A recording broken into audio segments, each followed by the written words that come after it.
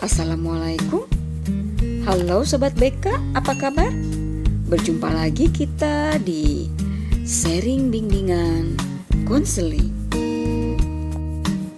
Tetap semangat belajar ya Sobat, untuk meraih masa depan yang gemilang.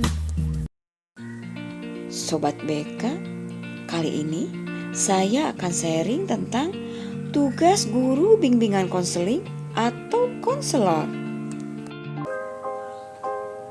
Sobat BK, bimbingan dan konseling adalah sebuah sistematis, objektif, logis, dan berkelanjutan, serta terprogram yang dilakukan oleh guru bimbingan konseling atau konselor untuk memfasilitasi perkembangan peserta didik dalam mencapai kemandirian.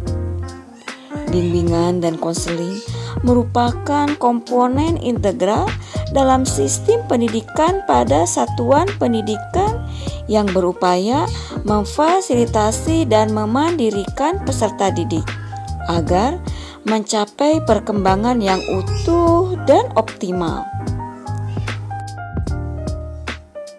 Sebagai komponen yang terpadu dalam sistem pendidikan, bimbingan dan konseling memfasilitasi perkembangan peserta didik untuk mencapai kemandirian dalam wujud kemampuan memahami diri dan lingkungan, menerima diri, mengarahkan diri, dan mengambil keputusan serta merealisasikan diri secara bertanggung jawab, sehingga tercapai kebahagiaan dan kesejahteraan dalam kehidupannya. Guru bimbingan dan konseling atau konselor memiliki tugas tanggung jawab wewenang dalam pelaksanaan pelayanan bimbingan konseling terhadap peserta didik. Tugas guru bimbingan dan konseling atau konselor terkait dengan pengembangan diri peserta didik yang sesuai dengan kebutuhan, potensi, bakat, minat, dan kepribadian peserta didik di sekolah.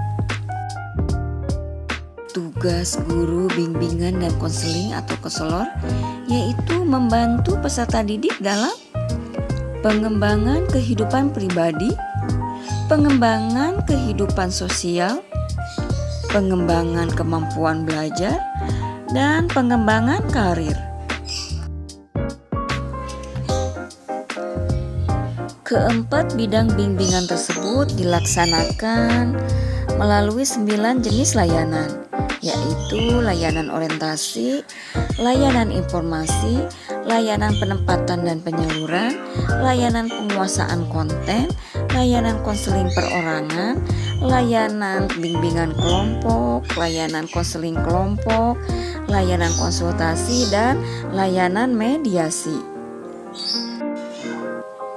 Juga ditambah dengan 6 kegiatan pendukung, yaitu aplikasi instrumentasi, himpunan data, konferensi kasus, kunjungan rumah, tampilan kepustakaan, dan alih tangan kasus.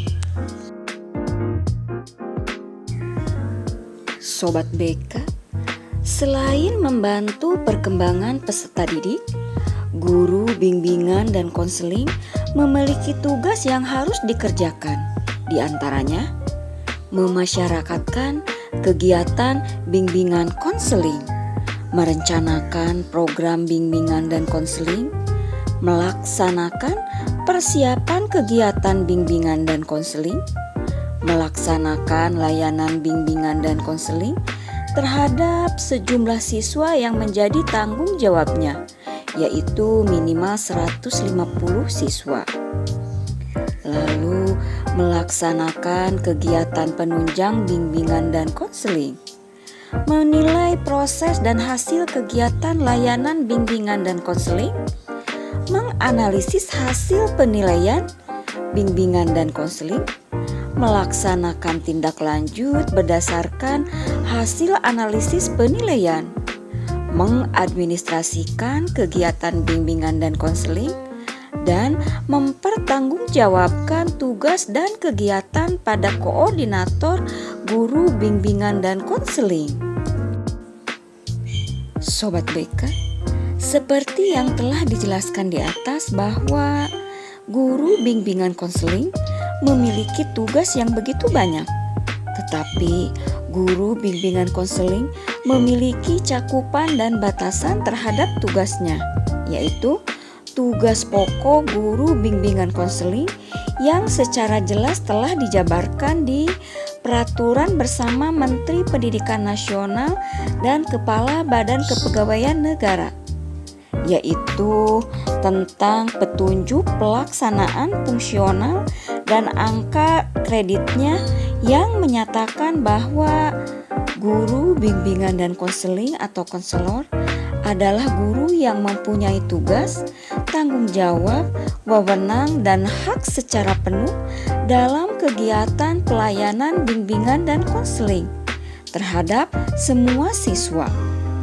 Penilaian kinerja guru bimbingan dan konseling atau konselor terhitung secara profesional berdasarkan beban kerja wajib paling kurang 150 orang peserta didik dan paling banyak 250 orang peserta didik per tahun. Kegiatan bimbingan dan konseling adalah kegiatan guru bimbingan konseling atau konselor dalam menyusun rencana pelayanan bimbingan dan konseling, melaksanakan pelayanan bimbingan dan konseling, mengevaluasi proses dan hasil pelayanan bimbingan dan konseling, serta melakukan perbaikan tindak lanjut memanfaatkan hasil evaluasi. Kegiatan bimbingan dan konseling adalah kegiatan guru bimbingan konseling atau konselor dalam menyusun rencana pelayanan bimbingan konseling, yaitu penyusunan perencanaan pelayanan bimbingan dan konseling. Hendaknya merumuskan masalah-masalah yang dihadapi oleh siswa yang berkenaan dengan masalah pribadi, emosional, hubungan sosial, keluarga, dan pendidikan. Dalam penyusunan program pelayanan bimbingan dan konseling, hendaknya dirumuskan dengan jelas tujuan yang ingin dicapai dalam menangani berbagai masalah, serta dirumuskan bentuk-bentuk kegiatan yang berkenaan dengan butir dan subbutir rincian kegiatan, waktu pelaksanaan, dan sasaran kegiatan. Dalam penyusunan program pelayanan bimbingan dan konseling, hendaknya dirumuskan dan diinventarisasi berbagai fasilitas yang ada, termasuk di dalamnya personel bimbingan konseling yang telah ada sebagai penopang pelaksanaan program bimbingan dan konseling di sekolah, serta anggaran biaya yang diperlukan untuk memperlancar jalannya kegiatan bimbingan dan konseling di sekolah. Adapun program pelayanan bimbingan dan konseling, ada 5 jenis program yang disusun dan diselenggarakan dalam pelayanan bimbingan konseling, yaitu program tahunan, yaitu program pelayanan bimbingan konseling meliputi seluruh kegiatan selama 1 tahun ajaran untuk masing-masing kelas rombongan belajar pada satuan pendidikan.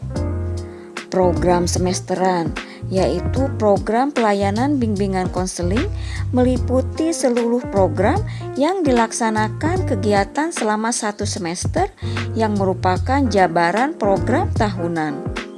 Program bulanan, yaitu program pelayanan bimbingan konseling meliputi seluruh kegiatan selama 1 bulan yang merupakan jabaran program semesteran. Program mingguan, yaitu program pelayanan bimbingan konseling meliputi seluruh kegiatan pelayanan 1 minggu merupakan jabaran program bulanan. Program harian, yaitu program pelayanan bimbingan konseling yang dilaksanakan pada hari-hari tertentu dalam 1 minggu. Program harian merupakan penjabaran dari program mingguan dalam bentuk satuan layanan atau satlan, atau rencana program layanan RPL. melaksanakan pelayanan bimbingan dan konseling. Sobat BK, suatu kegiatan bimbingan dan konseling disebut pelayanan apabila kegiatan tersebut dilakukan melalui kontak langsung dengan sasaran layanan, dalam hal ini konseling, dan secara langsung berkenaan dengan permasalahan ataupun kegiatan tertentu yang dirasakan oleh sasaran pelayanan. Pelaksanaan kegiatan layanan dilakukan sesuai dengan perencanaan yang telah disiapkan pada bidang bimbingan pribadi, sosial, belajar, dan karir. Guru bimbingan konseling melaksanakan pelayanan bimbingan dan konseling sesuai dengan satuan layanan atau satlan atau rencana program layanan atau RPL, dan satuan kegiatan pendukung atau satkung atau rencana kegiatan pendukung atau RKL yang telah disusun. Waktu pelaksanaan dari kegiatan bimbingan dan konseling dapat dibagi menjadi dua, yaitu dilaksanakan dalam jam pelajaran sekolah dan di luar jam pelajaran sekolah. Guru bimbingan konseling dituntut untuk membuat perencanaan pelayanan yang tertuang dalam bentuk satuan layanan atau satlan, atau rencana program layanan atau RPL, dan satuan kegiatan pendukung satkung atau rencana kegiatan pendukung RKL. Hal itu merupakan bentuk RPP bagi guru bimbingan konseling dalam melaksanakan bimbingan konseling di sekolah. Evaluasi pelaksanaan program bimbingan dan konseling. Sobat BK, menurut pendapat Gisborne, evaluasi yang dilakukan oleh guru bimbingan konseling atau konselor dalam rangka mengembangkan potensi dan kesuksesan peserta didik ada dalam 3 hal, yaitu evaluasi personal atau diri sendiri, evaluasi program, dan evaluasi hasil. Dengan kata lain, bahwa penilaian yang dilakukan terhadap kegiatan bimbingan dan konseling ditujukan untuk menilai bagaimana kesesuaian program, bagaimana pelaksanaan yang dilakukan oleh guru bimbingan konseling, dan bagaimana pula hasil yang diperoleh dari pelaksanaan program tersebut.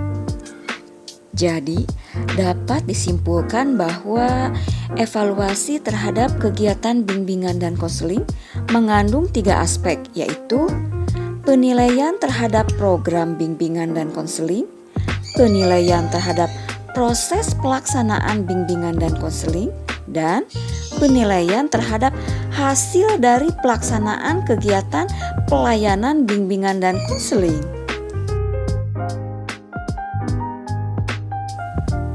Analisis hasil evaluasi pelaksanaan bimbingan dan konseling. Sobat BK, hasil evaluasi perlu dianalisis untuk mengetahui seluk-beluk kemajuan dan perkembangan yang diperoleh peserta didik melalui program satuan layanan. Analisis setidak-tidaknya difokuskan pada 2 hal pokok, yaitu status perolehan peserta didik dan atau perolehan guru bimbingan dan konseling sebagai hasil kegiatan, khususnya dibandingkan dengan tujuan yang ingin dicapai, dan analisis, diagnosis, dan prognosis terhadap kenyataan yang ada setelah dilakukan kegiatan layanan atau pendukung. Tindak lanjut program bimbingan dan konseling.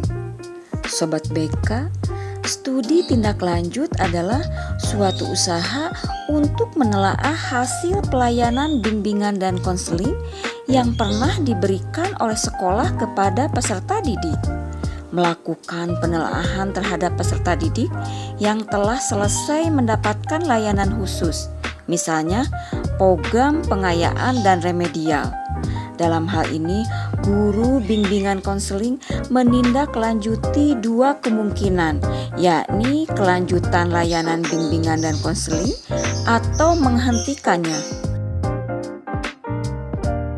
Sobat BK, seorang guru bimbingan dan konseling dalam menjalankan tugasnya perlu mengetahui fungsi sekaligus azas bimbingan dan konseling. Adapun 10 fungsi bimbingan dan konseling adalah fungsi pemahaman, fungsi fasilitasi, fungsi penyesuaian, fungsi penyaluran, fungsi adaptasi, fungsi pencegahan, fungsi perbaikan, fungsi penyembuhan, fungsi pemeliharaan, dan fungsi pengembangan. Berkaitan dengan azas, ada 11 azas bimbingan dan konseling yang perlu diketahui oleh guru bimbingan konseling atau konselor sekolah dalam menjalankan tugasnya, yaitu azas kerahasiaan, azas kesukarelaan, azas keterbukaan, azas kegiatan, azas kemandirian, azas kekinian, azas kedinamisan, azas keterpaduan, azas keharmonisan, azas keahlian, dan azas alih tangan kasus. Sobat BK, setelah guru bimbingan konseling atau konselor memahami fungsi dan asas dalam melaksanakan pelayanan bimbingan dan konseling, guru bimbingan konseling atau konselor perlu memahami strategi pelaksanaan layanan bimbingan dan konseling di sekolah. Pemberian program layanan bimbingan dan konseling dalam jalur pendidikan formal ada 3 strategi pelaksanaan layanan yang digunakan, yaitu strategi layanan dasar, yaitu strategi layanan yang diperlukan oleh seluruh peserta didik sebagai upaya pemahaman, fasilitasi, penyesuaian, pencegahan, pemeliharaan, dan pengembangan. Dapat dilakukan melalui bimbingan klasikal, layanan orientasi, layanan informasi, bimbingan kelompok, dan layanan pengumpulan data. Strategi layanan responsif, yaitu strategi layanan dalam rangka pemberian bantuan kepada konseling yang menghadapi kebutuhan dan masalah yang memerlukan pertolongan segera. Dapat dilakukan melalui konseling individual, konseling kelompok, referral, kolaborasi dengan guru mata pelajaran atau wali kelas, kolaborasi dengan orang tua, kolaborasi dengan pihak-pihak terkait, konsultasi dan bimbingan teman sebaya. Dan strategi layanan perencanaan individual, yaitu strategi layanan dalam proses memfasilitasi konseling agar mampu merumuskan dan melakukan aktivitas yang berkaitan dengan perencanaan masa depan berdasarkan pemahaman akan kelebihan dan kekuatan dirinya, serta pemahaman akan peluang dan kesempatan yang tersedia di lingkungannya. Dapat dilakukan melalui layanan penempatan dan penyaluran, career days, dan kunjungan karir. Sobat BK, demikianlah sharing kali ini. Tugas guru bimbingan konseling atau konselor. Semoga bermanfaat dan dapat menambah wawasan. Terima kasih. Wassalam.